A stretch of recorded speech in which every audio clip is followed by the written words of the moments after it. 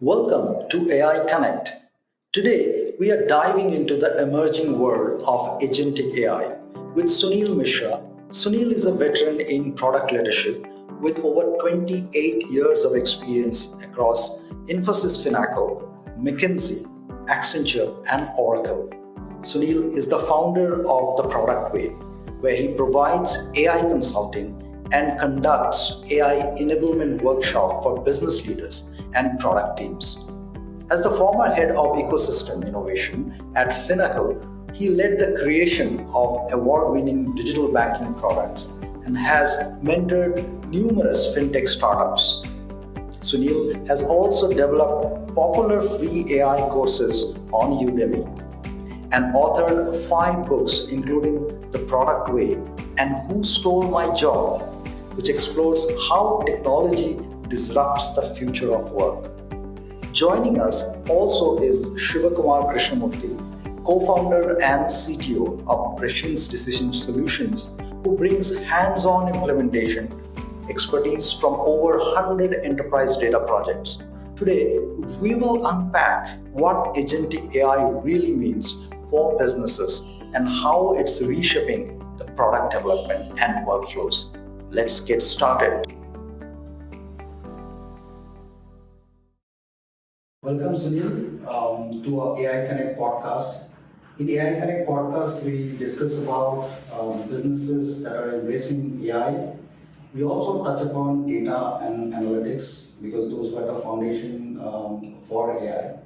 Today, with you having here, I'm excited to start a conversation on Agentic AI.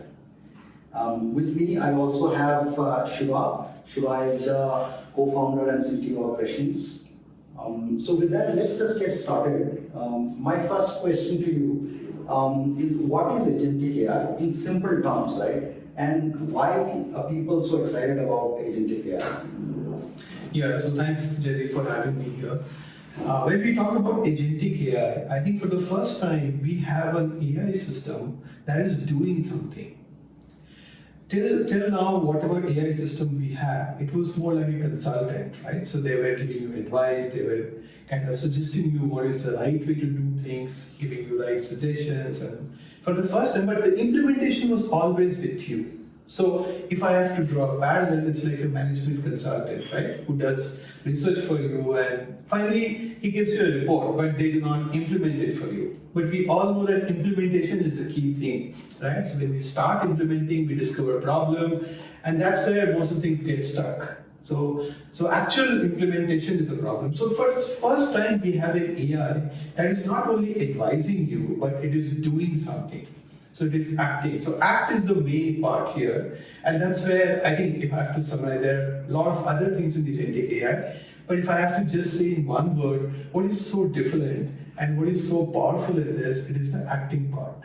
That's wonderful. And I think it's a very interesting perspective which I did not think earlier. Thanks for bringing that up. Now, we know that AI is not new, right? AI is in existence for maybe even a couple of decades. And many of our existing systems today have AI embedded in it. And that's mostly predictive and side of the AI. Then came generative AI in 2022-2023 period, and we saw that huge excitement about this consultative part, right? We can ask questions and it can give answers. And now we have agentic AI. So can you help us sort of draw a picture in terms of how to look at these two separately, generative AI and agentic AI, and from enterprise businesses perspective? So building on to my previous point, right? So now agentic AI is more on the act part of it. So you can build tools that can act autonomously, right? So earlier, for example, we used to have chatbots, but chatbot was very hard-coded rules. So there were a set of things it would operate within that, and it was not autonomous. It was always like, if I were to compare that, it was like a rule-based machine learning kind of thing, right? Now, what we have in the form of agentic AI is more autonomous. So you can provide it a set of information, knowledge, tools, and all that, and then it can perform of its own. So Compared to the previous bots, right? So the agentic AIs are goal-oriented. They're not task-oriented. So the goal could be something like at a very high level, right? And let's say satisfy your customer requirements, right? Or create a market research thing. And for doing that, it may break the task into multiple subtasks and then it can combine them together, right? It can use different tools. It can act on the environment. So coming back to the point of acting again, right? So agentic AI can act on their environment, can use tools to interact with the environment. It can use memory to do interactions with different things. And what we are seeing of late is a collaboration between agents. So it's like what some of these leaders are saying, right? So agentic AI is a new digital labor force. So like we used to have in factory earlier, right? There were different kind of people. Some people would do certain tasks, other people. So there was a specialization of tasks that came in and that brought in a lot of efficiency. So for the first time, agentic AI is able to meet that kind of architecture where you can have very specialized functions, a specialized agent doing certain things. Then you can have a manager agent who can oversee the overall goal. They can interact with each other and then they can give the outcome. It almost feels like it's the system of systems, right? Exactly. Correct. Yes. Correct. For example, I mean, just to demystify this a little bit further, right? You may have 3-4 systems that are being used by, let's say, a sales rep, right? So you have CRM system, and then you have an email system, a calendar scheduling system. Right. So now, if you want to look up a contact in CRM, right, and then who is relevant for a particular solution or a particular sort of offering, right? So there could be an agent which can look at that, and then you can guide the agent saying, I want a list of customers who might want that product or a solution, right? So that agent gets that information, and then another agent can look up their calendar, right, and then schedule meetings with those prospects automatically, or wait for the responses. Agent can listen to that email and then wait for their responses. If they say okay, then they will the agent can schedule. So that's how, and then this agent needs to talk to the other agent, and then there are aspects around agent to agent communication and agent to tool communication which are coming up. For example, I mean, there is something called a model context protocol which enables agents to communicate with tools such as your regular SaaS software or calendar or Outlook, right? And then few days back, I mean, Google released an agent-to-agent protocol, right, where multiple agents can talk to each other via that kind of protocol, and then basically seamlessly perform actions by transferring that context, by transferring all the information that is required to actually take that communication forward. Right? So relating back to the industrial revolution, from there moving to factory automation, which actually happened where the automation happened at a instrument level, right? Correct. I think the similar automation is now taking at a knowledge level. Yes. Right, where human operated. I mean, if you look, if I think of this, it seems that it's very sort of comparable, these two scenarios. True. At one point of time, we eliminated human from the shop floor and made it more like a completely automated systems of, whether it's an automobile factory or any other large machinery factory. Yes. I think what is happening in the current environment, the biggest promise of this is that how do you sort of remove some of those human latency and discrepancies and make it more consistent and predictable outcome because of this workflow. I think at the heart it sounds like is the workflow that sits, right? So what are the quick or immediate benefit that enterprise can actually look at, just to segue from what I just said, and what are the long-term benefits of that? And I have probably a follow-up question to that to Shiva, because I see that there are obviously different level of different stages where the maturity of some of these adoptions are. And so just starting from there is what kind of immediate benefits that enterprises actually can draw from this, and what probably are So the immediate use cases that you see, and what are the long-term benefits? And let's think of more both macro and micro level.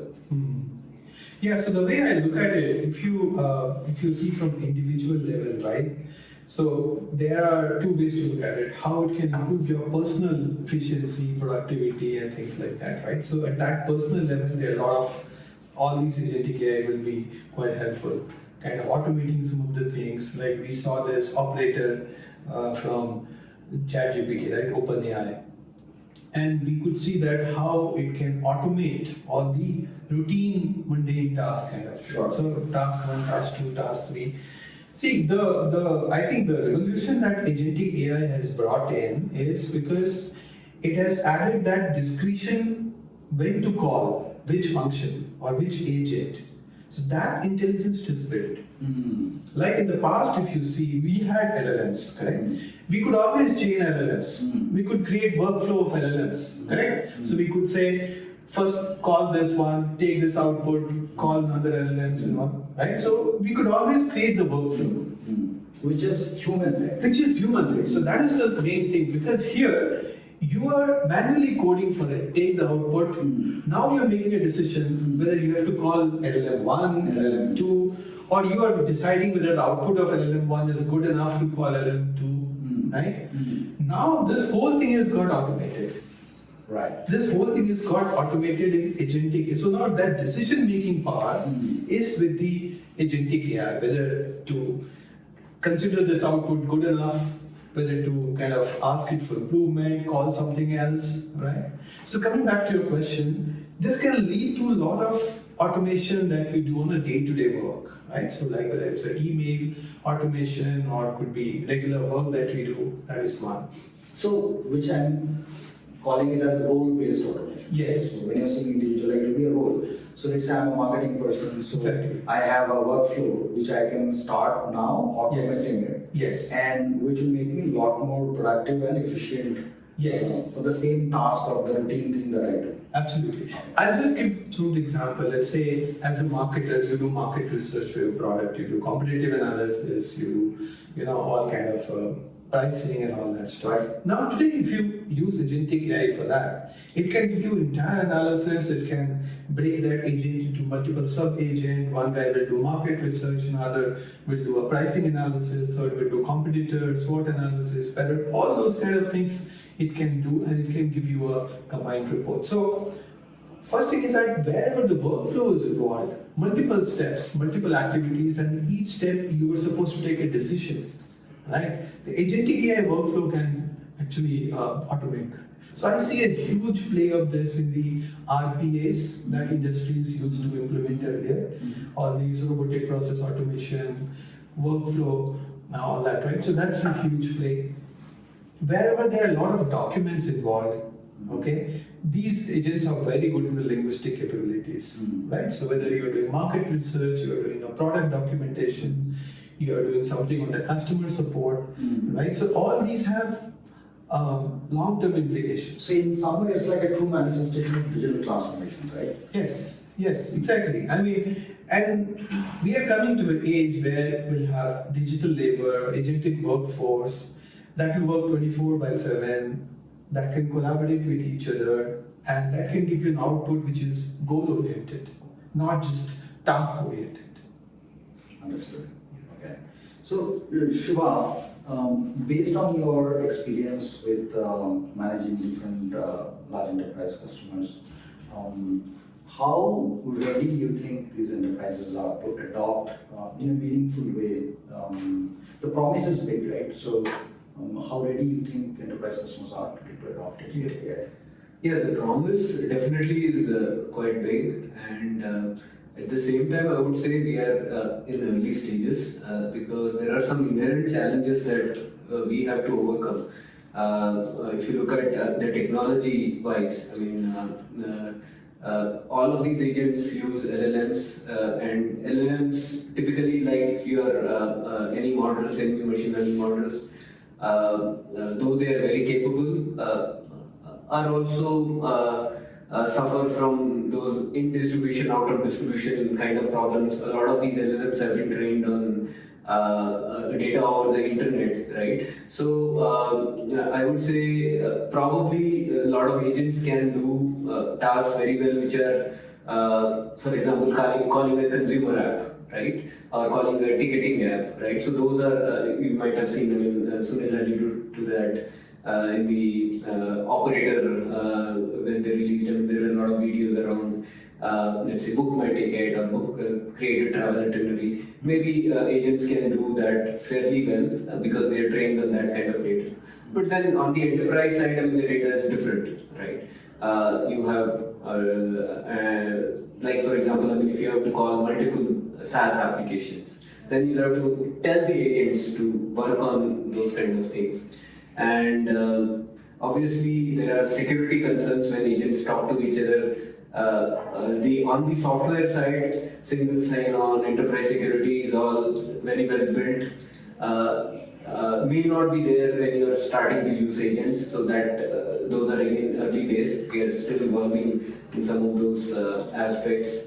But then there are use cases around document processing. For example, I read a very interesting use case around creation of enterprise standard architecture documents. And there is a very large enterprise which has sort of created a multiple agents to validate, create and validate enterprise architecture moving towards software development. So that kind of thing dramatically improves the productivity of the architecture team. Right? Then there are agents which sort of do what is called as email to record, right? I mean, there are a lot of email exchanges between various departments, vendors, suppliers, and now the record for all of that is there in the, let's say, an ERP database or whatever. How can we actually eliminate that manual work, right? So that those are examples. But then enterprises will have to be ready in the sense that data, of course, is very important from a perspective of quality of data that is available. We deal with such kind of issues day in and day out when we do analytics. So similar aspects will need to be ironed out before we start deploying large-scale agentic enterprise solutions. So when an agent is, or let's say two agents are communicating between each other, is it important that this agent, if there are in the workflow, say 3 different SaaS applications are there, the agent is fully aware of the possibilities and maybe the output deliveries of each SaaS application. So this agent is already trained on the outcome that is expected from a process workflow perspective, because if it is not, it will not be able to give an instruction to the next agent to do a certain task, right? I imagine. Yeah, see, the idea is that, I mean, so far we have seen mostly within system agentic applications, right? Inter-agentic is evolving thing, as Shiva said. We just had a release A2A from Google. We have something like MCP from Anthropic and all that. All these are kind of setting up standards. So right now there is no standard. There is no something like we used to have SMTP protocol or TCP/IP. So it actually kind of standardized all these communication, right? So that kind of thing is still missing in agent, and probably it will come up as there will be proliferation of agents and all that stuff, right? So then once we have a protocol, then they will understand each other's language. Now one agent need not be trained about the other application. It just knows its own domain. It's just like in let's say shop floor, there's a guy who is very good at, let's say, design. He doesn't need to know what happens in the production, or he doesn't need to know what is happening in the blast furnace, right? But they know their work very well. They know the input and output boundaries very well. That's how the agent is going to deploy it, right? They'll be very good in their work. They know what the input they should get, what the output they should get, and they will communicate with the external agent. And there'll be an overarching agent that will monitor the goal, like a manager for the factory that will monitor the monthly production from the factory. There'll be admin level of goal-centered kind of thing. And I mean, that agent will probably monitor all of them. But each agent will be pretty much like if I have to say, it could be like a microservices today, right? So it works independently, its own database, its own architecture, everything. Yeah, the communication part is clear to me. I mean, what I'm actually thinking is that intelligence part, right? So if I have a data point and I need to pass that, or maybe based on the data insights that I gather as an agent, whether I need to pass it to a CRM system or a marketing automation system, that intelligence, right? Which is, as a marketer, I know, but how does that agent? So that is what this beauty of agentic architecture is, right? Okay. So that intelligence will be inbuilt whether in the manager agent or whosoever is calling the multi-agent architecture. Okay. Right? So the multi-agent architecture will have the intelligence to whether to call the other agent or which agent to call, or whether to consider the output from the first agent good enough to call other, or just iterate through, right? Like I can say that view the proposal, I can say that work on it, this is not good enough, this is not good enough to go to the next stage. So that kind of intelligence is already coming in the agentic architecture. Got it. Got it. So, Silva, what is the data or other dependencies are there? If where someone wants to sort of start planning or thinking on the direction from an enterprise adoption perspective, right? What kind of dependencies that you see in terms of systems and data? Yeah, so see, one aspect of it is, I mean, agents will work on the data that is already available, right? I mean, we have to make sure that that data is clean and, for example, I mean, if you have a CRM database where you don't have the correct email ID of the customer or a prospect, then the agent will not be able to contact them, right? Now you are autonomously generating or basically creating an agent which will autonomously call a person, right? If the data is not clean, then obviously there will be issues with that. And while a sales agent might recognize that piece, and then maybe take some corrective action or call somebody else to get the correct data. So that's a very simplistic example, but then the data will have to be, underlying data will have to be ready for some of these things to work. And the other interesting aspect that I have been thinking about is, I mean, there has been, and Sunil, probably you can also share some perspective on this.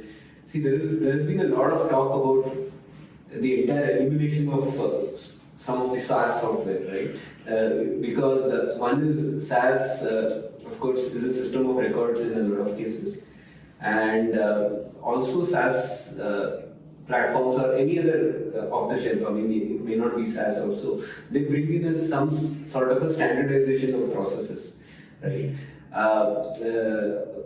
We have been hearing a lot about. Maybe it's a hype saying you don't have to sort of standardize processes. The processes can be, or the agents can work towards or work in line with your organization's processes, and then there can be just a database of records, and you can get started and you can eliminate all SaaS applications or minimize the applications that you're using. But then the counterpoint to that is, are you creating something like an equivalent of noodle code, right?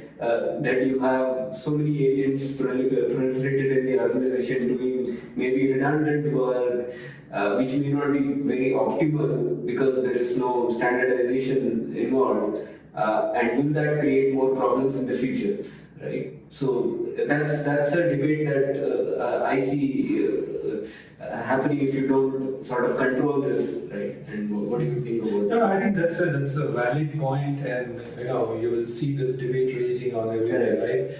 Since the time Satya said that SaaS is dead and all that stuff. See, I think the point that he's trying to make is like these agents can work with a database. Correct. Right? They can work, and I have tried with some of these database agents and all. It works pretty well, right? You can have a database and you can ask agent to create a record, create a report. Earlier we used to write applications for that. We used to write SaaS application is basically a data manipulation application, right? Correct. With some workflow, some logic and all that stuff, right? So technically, if you ask, yes, agent can probably do that if you train it well. on the data set, and whatever you want to do, probably it will do that. But there is one issue with the agent so far. It is still stochastic, right? Because that's how the nature of LLM is, and she also alluded to this, right? The businesses, they need kind of a standardization of process, they need standardization of output, right? They need to know everything like this is how this is going to happen. So that's why they rely more on the deterministic things, right? I mean, I just to give you an example, let's say an agent tells you that your interest amount will be between $15 to $20. You'll not be very relieved with that. You need to know exact amount, right? And plus the next time you get communicated, it might be $18. It will be $18, right? So the two things. One is the explainability part of it, right? So that actually SaaS application brings in. And second is like the stochastic nature of the agent and LLMs and all that stuff, right? So the way I see is it will not be that fast, it will not be dead or something. But then it is true that a lot of these things that we used to build in code in, let's say, SaaS, probably will rather do it in agents. Right? For example, if I have to write a report of give me the 10 best customers or the profitability, I used to write a lot of code for that, right? All those things can happen through agents, right? Though people are saying that there will be AI native applications that will not have any SaaS code, just like there was like a SaaS native application, there will be AI native and all. So theoretically, yes, it's possible, but practically, I think it will take a lot of time. And probably things will coexist with each other. Right? Yes. I mean, SaaS will be there, then traditional workflows will be there, but then you will be using agents for some of the more manual intensive processes which are like tedious. Right? For example, maybe as I said, one of the examples is like reading invoice lines and then matching it against POs and then doing an automatic recon and entering into the system, right? That this payment has come against these orders which were raised earlier, right? Something like that. Yeah, and that was one of the questions I want to ask you, that in terms of what are some of the challenges that you see for agent-based systems, because they are not going to work in isolation, right? So your existing systems and infrastructure, everything needs to support it. It almost sounds like a utopia, right? I mean, where everything seems to be in an ideal thing, whether you're checking invoices line by line, processing, and every data need to be as per. If there's any sort of fraud, any variations or anything, which I'm sure human will find a way to sort of do that. The question is that will the agent be able to quickly recognize that just because it's out of pattern and it has not been sort of, I'm sure that would be one of the objectives, to sort of bring in an agent to see any quick deviation from normal BAU. But anyway, going back to that, so that system dependency definitely is going to be something that we see, and I don't think we're yet there, right, on that part. Yeah. That is true, but only thing is I would say, I mean, with the LLM-based agents, I mean, we are there is a huge step up compared to the RPA world, right? Because these are very powerful applications which can recognize those patterns to a large extent very accurately. Right, and that enables, for example, I mean, you may have seen some demos of this.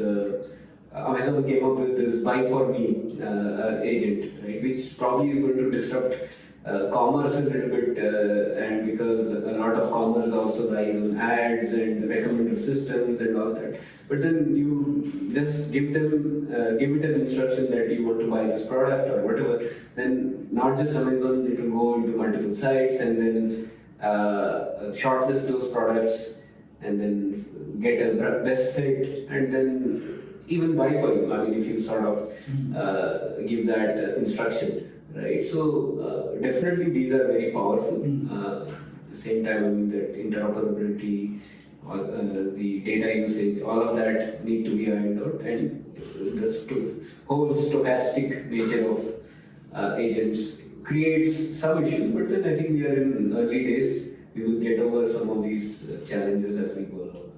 Yeah. So, Sunil, coming back to you, you spend a lot of time in financial services or finance domain, for coming from a product background, right?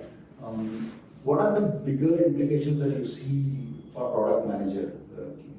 Considering with agent or agentic AI is there. That is one part I'm interested to know. And second thing is, now how product managers are going to think.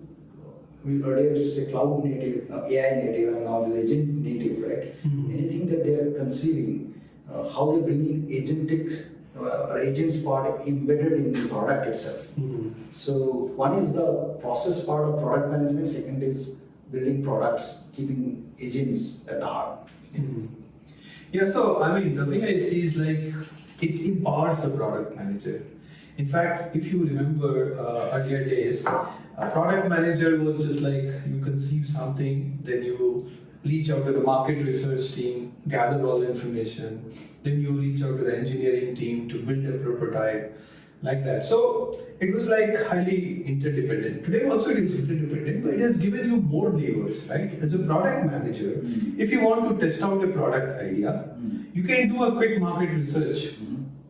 Right, you can have a quick summary and then you can build your point of view on that. You can build a quick prototype without actually involving the engineering team, right? So in the past, people used to do Figma and then the low-code, no-code platform came in. But now with something like a complete vibe coding kind of thing, you can build a good working prototype.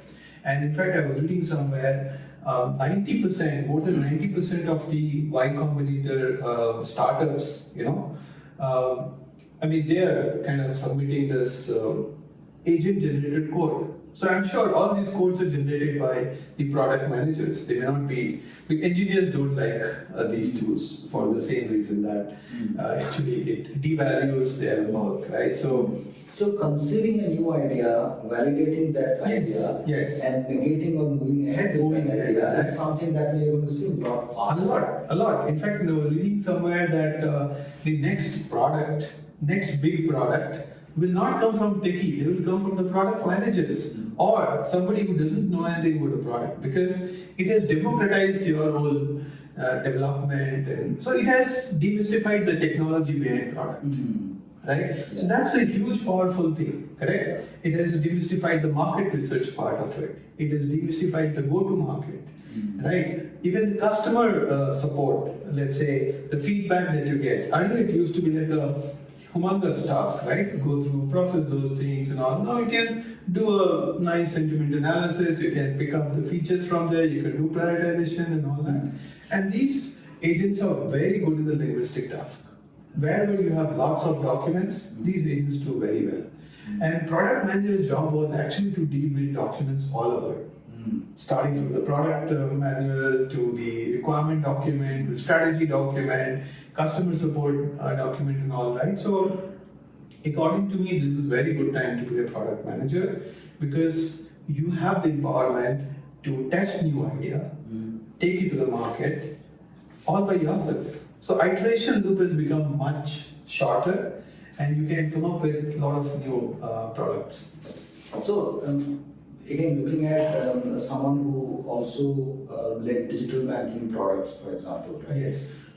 What kind of opportunities you see lying in the financial domain, just to be specific there, with keeping agents and agentic background? Yeah, so the way I see is I break this into two parts when it comes to agent, right? So how do you improve your own internal processes? So for banks, right? So there is let's say a function called customer support, right? Where people used to respond to the queries and all that. But there is also within that, within the bank itself, there are a lot of processes.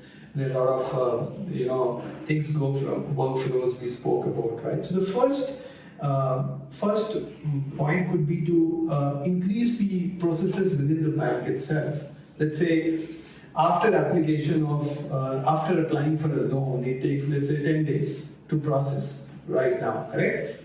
Using all these automated workflow and agentic architecture and all, probably that can be shortened, right? So a lot of internal efficiency that the bank or the financial institution can gain from this. Then there's the second part is a customer-centric thing, right? So you can add efficiency there also, whatever is customer-facing things, whether it's a product launch or communication or product support and all that, right? So I'll break this into two: internal enhancement within the bank and the financial institution, and second is customer-centric or external world interaction, right? So both these two, I guess, have huge play in that. The first one is called lower risk, right? You can do that faster. You can also check that, right? You can do human in the loop kind of thing where you can check for the edge cases and then you can make sure that everything is fine, and then you slowly roll out to the client customer facing thing. Right, because considering again LLMs are sitting at the heart, Yeah. doing a customer support completely autonomously, Yes. Especially in the financial domain, Yes. where money is involved, there could be challenges obviously. Right? Absolutely. So my recommendation is always like keep human in the loop, right? Especially if you're doing external client-facing thing, right? Use these tools for a first level fact finding, and then do some kind of analysis.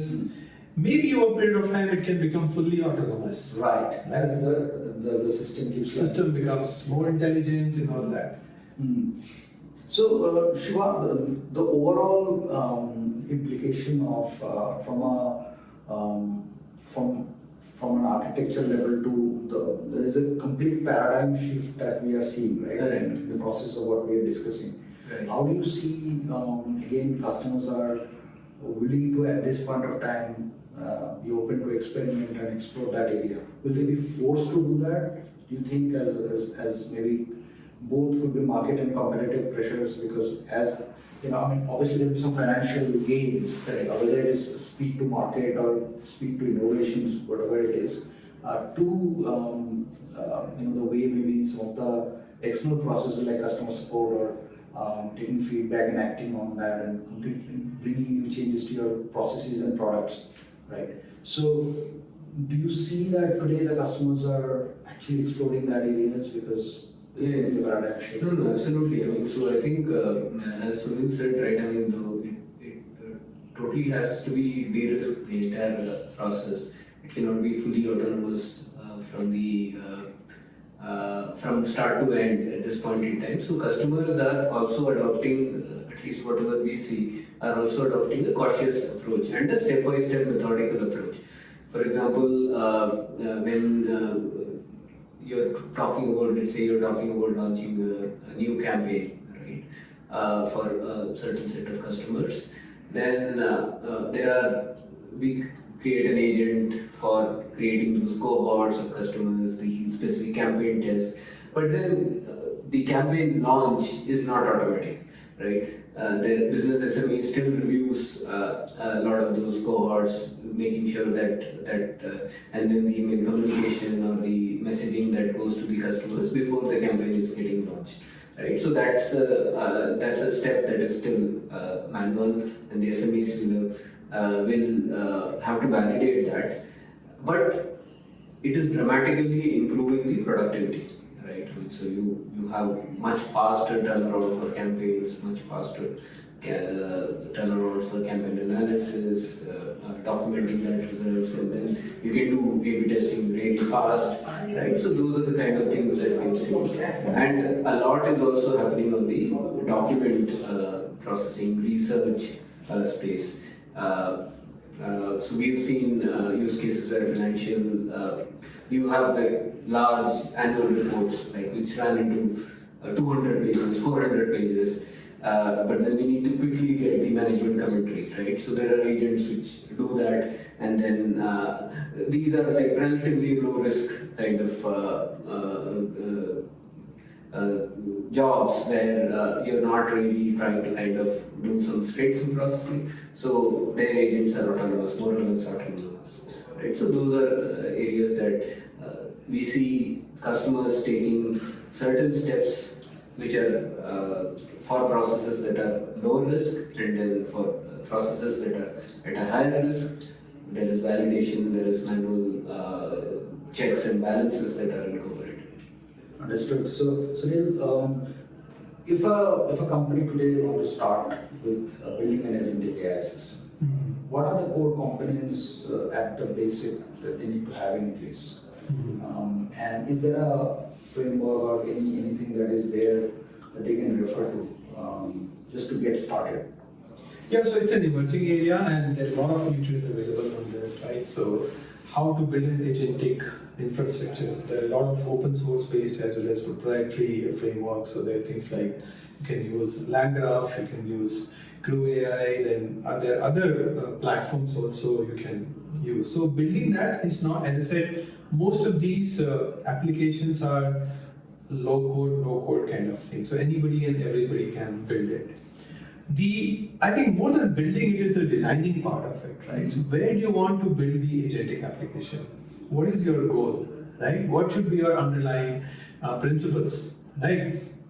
So if you talk about agent, there are 4 or 5 design principles they talk about, right? So one is your usage of tool. First is reasoning, you can say, right? So you can go back and forth and you can do proper reasoning compared to Gen AI. Second is the usage of tools, right? So what are the tools you want to use? For example, if you want to build a financial analyst, you want to use, let's say, Yahoo Finance, you want to use some other financial. So you need to have those tools, internal or external, right? So that is the second part of it. Third is the memory, where all these agents and all that share memory and all that. And fourth, the multi-agentic architecture, where you have to design specialization, right? So how many sub-agents you want to do, and then how do you want to combine them? That's your core logic. That's a core logic, right? And so designing this is more important than actually using a frame. Once you have this in place, right? So for example, as a business, I want to create a marketing agent or market research agent, right? So I have to design what do I want to do in market research, what are the kind of knowledge portals I should look into, what are the kind of competitive analysis, what framework I should use. Once you have this ready, then you can build agent for each one of them. And there is very little code required. I mean, today, even if you don't know coding at all, you can build agents, right? So I guess the main thing is how do you design these things? Okay. Right? And in terms of implementation, do you, in your research, do you see that there are companies who already started implementing some of these AI agents? And if yes, what are those? Yeah, so the way I see it, like there are 2 approaches, right? One is for the startups and for the larger organizations. Okay. So I have seen large startups, they've already started applying it. And which are those? Like I have seen some startup, let's say a hiring agent. I'm just giving example from different domains. Let's say HR hiring agent, right? So where you automatically interview people, you create transcript, you kind of process that, do some evaluation and things like that, right? So it's a very straightforward use case, and you have thousands of people who can automatically get filtered through this, right? So I mean, just this particular use case, startups are adopting it very well. In fact, they're building startup based on this idea. But I haven't seen that kind of implementation in larger organization. And that is understandable because they would want to be very sure, they want to take any small risk, and right? So my hypothesis is that the larger organizations will always they'll wait and watch kind of thing, right?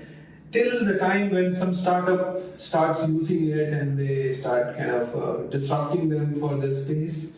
So the adoption will be higher from the high risk taker startup organizations compared to the larger organizations. And what are the common mistakes or pitfalls that you see while building an AI agent system, especially even if it is startup environment? Yeah. So one of the thing I notice is like people take agentic AI is like AI agents of the past, right? So chatbots we used to have, and they think that agentic AI is something similar, and they try to code in a similar way and all that stuff, which is it's a completely different paradigm, right? If you look at the chatbot of the previous era or whatever, and if you see agent, so that's completely different. Right, so you need to have different kind of paradigm. Yeah, as we spoke about different design principles, and you need to have clarity around that. How do you want to set goals? How do you improve? And also, different mindset is required to build that. The second thing is, of course, on the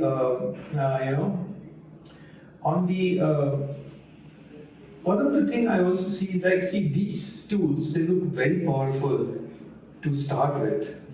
If you want to build a prototype or a POC or something like that, these are fantastic tools. This gives you a headway. But when you want to move it to a production application, right, there's a big leap there, right? And I have seen most of the organizations, that's where they stop, right? So they have a lot of, all these large organizations, I think there are a lot of POC cases, but they haven't put many of them in production. So the second mistake people make is like, moving that into production will be easy, which is not the case. And there, all these guardrails, security, data privacy, all those things start coming in, and then you don't have clear answers to all of them or many of them. So I guess these two things, according to me, that comes to my mind. And one more thing I would say is the whole paradigm is evolving very rapidly. There are newer and newer innovations which are coming in, and that's probably one of the reasons why larger organizations are not yet adopting in scale, right? Because you want to be sure that at least whatever you develop is scalable for the next few years at least, right? So that could be one of the reasons. No, absolutely. In fact, the space is moving so fast, it could be terrifying. Right? Like you pick up something and within 2 weeks that thing changes. Now something else comes up. That's true, and I think it's particularly true for enterprises where large scale of investments are made thinking 3 to 5 years ahead. Exactly. And I think that is posing a big challenge today, because who would predict 3 to 5 years the way the speed of innovations, especially in this space. And I think that is making enterprises slower, faster. They are more confused. And as you said rightly, like, wait and watch, as they're not sure really if this investment is going to really absolutely. That they want this to settle somewhere. What if they need to sort of discard the entire thing? 12 months down the line. Absolutely. Right. So with all of these changes which seem to be going in parallel, right? There is this. I think there are two smaller succession. All of this development happened, right? Post-COVID, particularly, and with that, obviously, data continues to be, I think, one of the central thing, because the quality of data will eventually determine some of these outputs of whatever we are expecting from AI. The second thing seems process. So thinking through the process, ensuring that the process is supported by various internal sub-processes, functions within the organization, particularly in the enterprise workflow system. Security and governance obviously is the other criteria. And then I think we spoke about architecture, overall how it is orchestrated, what is the logic that is being run, and innovations are not happening in one pocket, right? Innovations are happening across everywhere. And I think AI has become a horizontal to cut through now every functional processes, industry solutions. So there are too much of changes to grapple with. And if this was not enough, I think the global trade war has actually now brought all of us into a different sort of paradigm to think that where the future is headed. Anyway, long story short, my simple question to you is that where do you think all of these are actually headed? Can we today actually sit here and see 5 years from here where maybe an enterprise architecture system will be there, business processes? How do you see some of these innovations are actually eventually manifesting in next 3 to 4 years? I know it's a little high level question, maybe a little loaded as well. But and I will take your thoughts also, Shiva, on the same question. So I mean, sometimes decades of change happen in a few days, right? So that's what's happening in AI. If you see 5 years back, AI was for like a data science, machine learning, and all that stuff. And these people used to be like 5-6 people in large organizations sitting in a corner doing some kind of machine learning and doing something, and nobody would understand their language. They wouldn't understand everybody's. They were like completely sequestered from the bulk of the organization. It was a specialized thing. Now what this ChatGPT and all those things they have done is it's like a Netscape moment, right? So like internet existed before, right? Till the time this browser came in. Now, when browser came, then common people started seeing the power of it, accessing it, right? So I think this whole Gen AI is a Netscape moment for the AI. So with this Gen AI now, or now Agentic AI, it has become a all-pervasive architecture. Yeah. So now AI is not a discipline or one department in an organization. AI is something like an operating system. Central nervous system. Central. It's an operating system. Right. Right? You build anything on top of it. You're talking about HR, you're talking about finance, you're talking about engineering, anything. You have to have an AI architecture. Yeah. Right? It's a civilizational thing, correct? Yeah. So that's the massive change that has happened. Now AI is for all, right? Yeah. Now your question of what is going to happen in 3 years, 4 years, and all that, nobody is going to hazard, I guess, right? I mean, and they have divergent opinion on this, starting from people saying that it will be completely automated, will reach AGI and ASI and all that.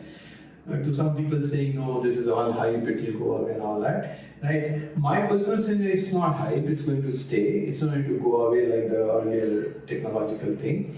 And in terms of acceleration, it will be faster than what we have seen in the past. Right? So we are in an interesting time. So Sunil, you're an author of 5 books, and I think your last book was The Product Way. Yes, right? yes. So will there be an AI way or coming in the way? Because I see it as writing a book. Absolutely. Getting obsoleted in 3 years. Right? No, exactly. So actually, I'm doing a doctoral research also on AI. Now, one of the challenges is that whatever subject you pick, right, nothing is going to stay the same for. So anything that you pick up, same issue with the book also, right? If you pick up a book, and you don't see any good books on AI today, if you really want to learn AI, and that's the reason. You have classical AI, you have all nice books and on machine learning and all that stuff. But if you try to figure out something on agentic AI and Gen AI and all that, you wouldn't find. And even if you try to write, by the time it will get published, it will become obsolete. Right? So it is that fast. It has made the book writing process itself obsolete. Right? So it's very, I wouldn't attempt to write a book on AI for the same reason. But yeah, it's interesting. Sure, your thoughts? Yeah, but I still feel probably with whatever all this, I mean, the basics don't change. I mean, so if you're very strong from a mathematical point of view, how do you structure, because all these algorithms are all based on mathematics, right, and neural networks, right? So I think that basics don't change, but what I would say is, and Sunil, you put it very nicely as the Netscape moment. I would also liken it to the times when ERP as a software came in for enterprises, right? So enterprises started adopting those software and then started to tweak their processes or re-engineer some of their business processes to the needs of some of those systems, which came up with some standardized processes, metrics, way of storing data, all of that, right? Now, I feel enterprises will start looking at doing it the AI way, as looking at AI as the backbone of the business process or workflows, and how can we actually engineer some of our businesses, how do we deal with customers, how do we deal with employees, and how do we manufacture goods, right? All those things will come together in a way that is made more efficient by the use of AI systems, right? So that definitely is not too far away. I think enterprises will have to start adopting to that paradigm sooner than later. Yeah. So I'll just add something on that. On the future thing you asked, right? What's going to happen 3 years, 4 years, and all that.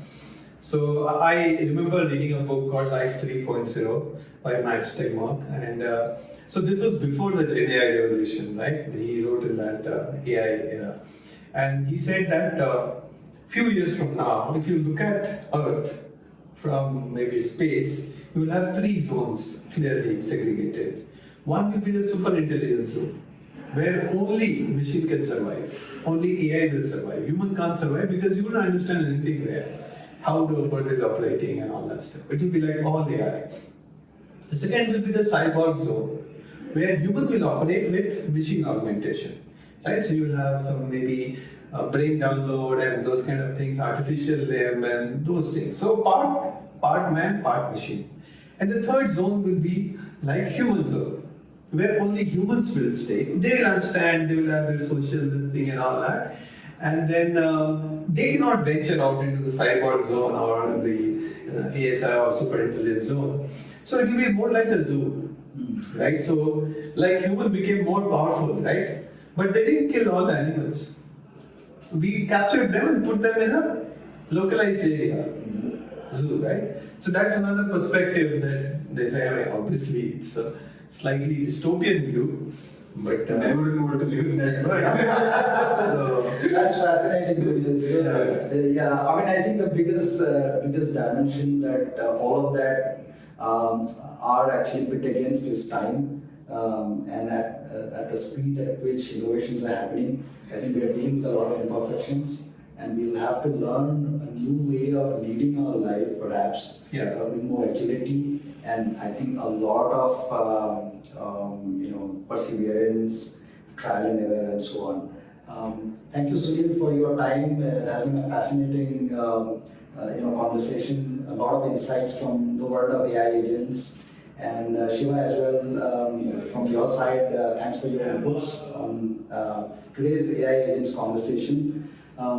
We will come back to you again, once again, with one more episodes and hopefully digging more on AI and AI agents. But for now, we will take a wrap. thank you. Thank you. Thank you.